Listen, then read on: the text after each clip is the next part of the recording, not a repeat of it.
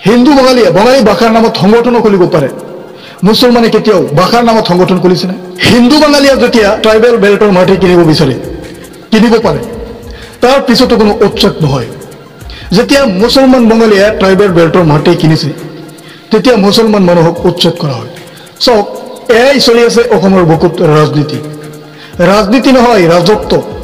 ৰাজনীতি কথাটো বেলেগ কিন্তু ৰাজত্ব চলি আছে একপক্ষীয় ৰাজত্ব চলাইছে হিমন্ত চৰকাৰে হিন্দু বঙালীয়ে অসমীয়াৰ বাবে কি কৰিছে আৰু মুছলমান বঙালীয়ে অসমীয়াৰ বাবে কি কৰিছে এতিয়া প্ৰশ্ন বঙালী ভাষাক লৈ হিন্দু বঙালীসকলে সংগঠন খুলিব পাৰিছে কিছুমান অসমীয়া খিলঞ্জীয়াৰ নামত গুণ্ডাগিৰি যেন অসমত চলাইছে এইখন চৰকাৰে কিছুমান অসমীয়া খিলঞ্জীয়াক যেন অসম চৰকাৰে বা বিজেপিৰ চৰকাৰে হিমন্ত বিশ্ব শৰ্মাই বুৰ্বক বুলি ভাবিছে বিজেপিৰ ভিতৰত বহুতো নেতাসকল আছে সৰ্বানন্দ আছিলে কিন্তু আজিৰ দিনত হিমন্ত বিশ্ব শৰ্মাই এই সকল মানুহক বুৰ্বক বুলি ভাবিছে কেনেকৈ বঙালী ভাষাৰ নামত যদি কোনো এটা সংগঠন খুলিছে তেতিয়াহ'লে হিন্দু বঙালীসকলে সংগঠন খুলিছে বঙালী ভাষাৰ নামত আৰু এই হিন্দু বঙালীসকল যেতিয়া ট্ৰাইবেল বেল্টৰ মাটি কিনিব বিচাৰে কিনিব পাৰে তাত কোনো উচ্ছেদ নহয় আৰু যেতিয়া মিয়াসকলে মানে মুছলমান বঙালীসকলে মাটি কিনিব বিচাৰে কিনিছে কিন্তু তাতে উচ্ছেদ হৈছে এতিয়া প্ৰশ্ন আমাৰ মনত মুছলমান বঙালীয়ে অসমীয়াৰ বাবে কি কৰিছে আৰু হিন্দু বঙালীয়ে অসমীয়াৰ বাবে কি কৰিছে ভাষা আন্দোলন কিহৰ কাৰণে হৈছিল আপোনালোকে নিশ্চয় অৱগত আছে ইমানখিনি হিষ্টৰী কোৱাৰ প্ৰয়োজন নাই চাগে চাওক এটা কথাতেই বুজিব লাগে হিন্দু বঙালীয়ে বঙালী ভাষাৰ নামত সংগঠনো খুলিব পাৰে মুছলমানে কেতিয়াও ভাষাৰ নামত সংগঠন খুলিছে নাই নহয় তেতিয়া সোণাপুৰ কচুতলিত যি ধৰণৰ উচ্ছেদ চলি আছে এই ধৰণৰ উচ্ছেদ আচলতে হিন্দু বঙালীসকলক কৰিব লাগিছিল নে হিন্দু বঙালীসকল তাতে মিয়া মানুহতকৈ আৰু বহুত বেছি পৰিমাণে আছে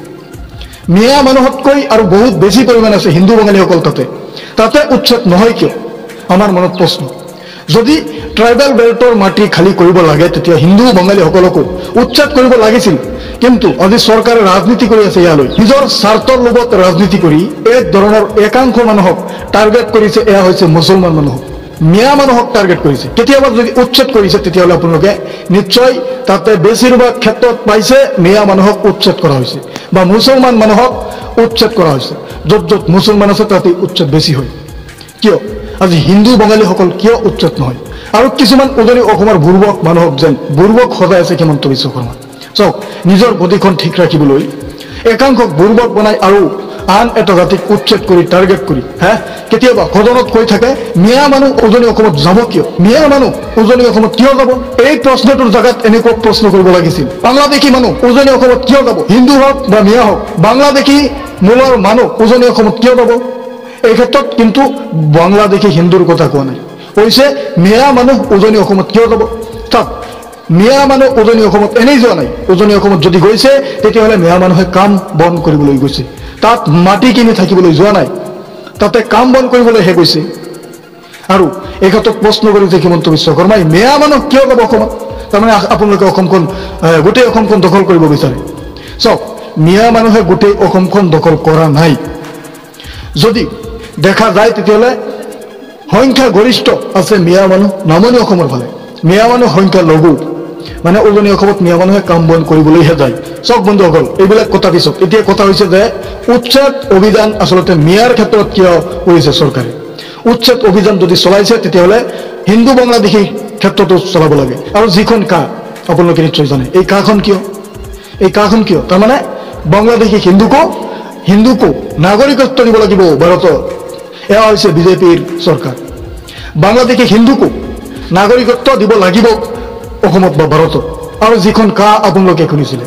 এখন কিয় বিজেপিয়ে আনিব বিচাৰিছিল এখন কাৰণে আনিব বিচাৰিছিল বাংলাদেশী হিন্দু ভাৰতৰ নাগৰিকত্ব হ'ব পাৰিব এতিয়া অসমীয়া খিলঞ্জীয়া মানুহে গ্ৰহণ কৰিব পাৰেনে যদি নোৱাৰে তেতিয়াহ'লে মিয়াক লৈ ইমান তুচ্ছ তাচ্ছিল্য কিয় কৰি থাকে মিয়া মানুহক কিয় ইমান তুচ্ছ তাচ্ছিল্য কৰি আছে আৰু শিৱসাগৰত সাধাৰণ ৰাইজেও আমি দেখিব পাৰিছোঁ এটা ভিডিঅ' সাধাৰণ ৰাইজেও ওলাই আহিছে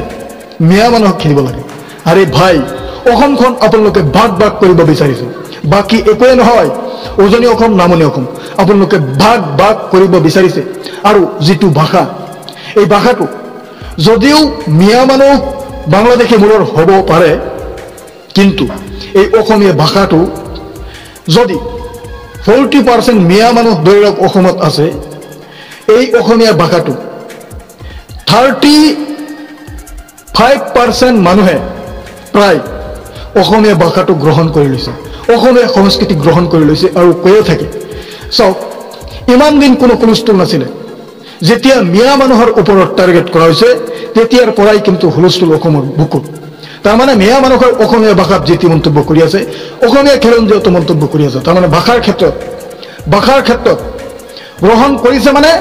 মিয়া মানুহে ভাষা ইতিমধ্যে কৈ আছে, যেনেকৈ মই এজন মিয়া মানুহে অসমীয়া ভাষা গ্ৰহণ কৰিছোঁ, অসমীয়া ভাষা কৈয়ে আছোঁ আৰু কৈয়ে থাকিম। বুজিলে? অসমীয়া ভাষা কৈ আছোঁ আৰু কৈয়ে থাকিম, ভৱিষ্যতৰ দিনত কৈ থাকিম। আৰু যিমান মিয়া মানুহ আছে আপোনালোকে ধৈৰ্য ধৰক।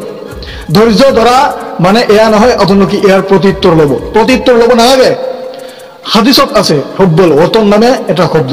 যিখন দেশত থাকিব এই দেশৰ সংস্কৃতি ভাষা বজাই ৰখাটো ইছলামত আছে, কোৰাণত আছে, হাদিছত আছে। মিয়া মানুহক এই ক্ষেত্ৰত এয়াই ক'ব বিচাৰোঁ, আপোনালোকে যিটো গ্ৰহণ কৰিছে এয়া কেতিয়াও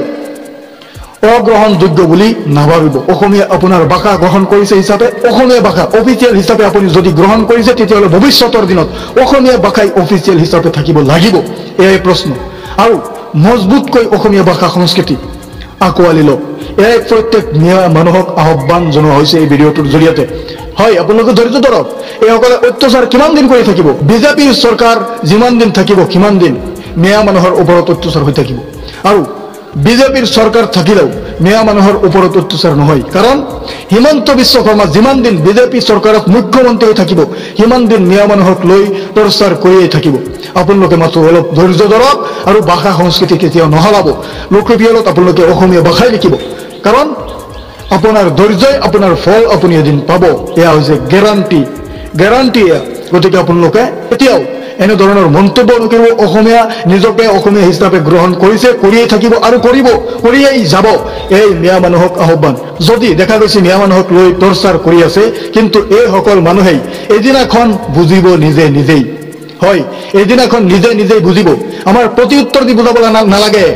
মিয়া মানুহে প্ৰত্যুত্তৰ দি অসমীয়া খিলঞ্জীয়াক বুজাব নালাগে। এনেই বুজিব